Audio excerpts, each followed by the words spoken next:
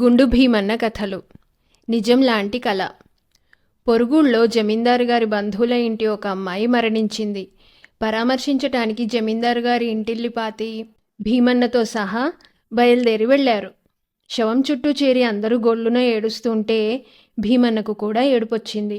ఇటువంటి సన్నివేశాలు అతనెన్నడూ ఎరగడు. శవానికి స్నానం చేయించటము, అలంకరించటము, బ్రాహ్మణులు మంత్రాలు చదవటము, శవాన్ని శ్మశానానికి తీసుకుపోయి దహనం చేయటము, భర్త తన చేతి మీదుగానే చనిపోయిన భార్యను ఇంత బూడిద చేయటము, ఇదంతా భీమన్న తలలో బాగా నాటుకుపోయింది. దహన సంస్కారాలు అయ్యాక కూడా భీమన్నకు ఆ సంగతులే తలలో మెదిలాయి. ఆ దృశ్యాలే కళ్ళ ఎదుట కదిలాయి. ఆ రాత్రి అతనికి కలలో కూడా ఆ సంఘటనలే వచ్చాయి.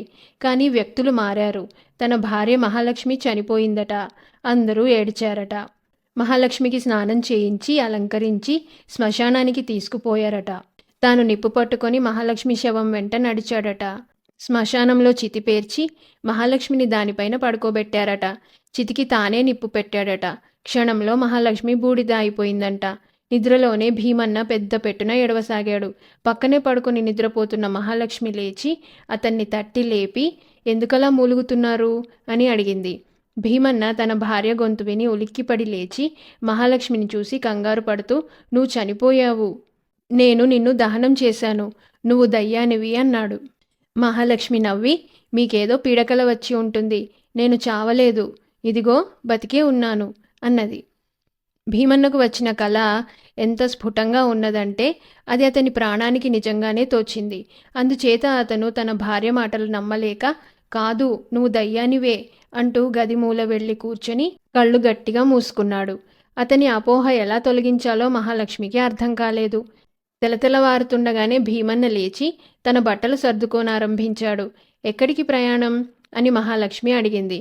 నేనిక్కడ ఉండను, మా బామ్మ ఇంటికి వెళ్ళిపోతాను అన్నాడు భీమన్న. సరే, వెళ్ళి మీ బామ్మ ఎలాగున్నారో చూసిరండి, అక్కడికి వెళుతున్న సంగతి ఎవరికి చెప్పకండి అన్నది మహాలక్ష్మి. భీమన్న ఎవరితోనూ ఏమీ చెప్పకుండానే బామ్మ ఇంటికి బయలుదేరాడు. అతనికి ఎన్నడూ కలలు రాని కారణం చేత ఈ కళ అతనికి వాస్తవంగానే ఉన్నది.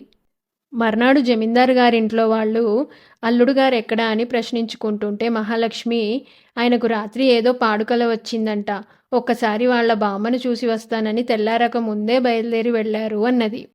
బామ్మ ఉండే ఊరుకు 2 రోజుల ప్రయాణం. అందుచేత పగలల్లా నడిచి భీమన్న ఒక సత్రంలో పడుకున్నాడు. ఆ రాత్రి అతనికి మళ్లీ కల వచ్చింది. బామ్మ చచ్చిపోయినట్టు, అందరూ ఆమె చుట్టూ చేరి ఏడ్చినట్టు, తానే బామ్మకు తలకొరివి పెట్టినట్టు భీమన్న కలగన్నాడు. ఆ కలలోనే అతను పెద్ద పెట్టున ఏడుస్తూ, నా భార్య పోయింది, బామ్మ పోయింది, ఇంక నేను బతికి ఎందుకు అంటూ బామ్మ బూడిదలో పొర్లగింతలు పెట్టాడు. ఇంతలో భీమన్నకు మెలకువ వచ్చింది. అతను నిర్ఘాంతపోయి చుట్టూ కలియ చూశాడు. తాను శ్మశానంలో లేడు, సత్రంలో ఉన్నాడు. తన బట్టలకు బూడిద ఏమాత్రమూ అంటలేదు. తాను చూసిందంతా భ్రమ అయి ఉంటుందా అని భీమన్నకు అనుమానం తగిలింది. ఆ అనుమానంతోనే బామ్మ ఇల్లు చేరుకున్నాడు. బామ్మ బతికే ఉన్నది, చచ్చిపోలేదు. ఆమె భీమన్నను కుశల ప్రశ్నలు వేసి వాడి రాకకు కారణం అడిగింది. భీమన్న దాచకుండా అంతా చెప్పేశాడు. అంతా విని బామ్మ, వెర్రి సన్యాసి, నీ పెళ్ళాం చెప్పినదే నిజం, అదంతా కళ, కళను నిజమనుకున్నావు, నీకు కళ అంటే ఏమిటో కూడా తెలీదు, అందుకే మహాలక్ష్మి చెప్పినట్టు వింటూ ఉండు అని హితబోధ చేసింది.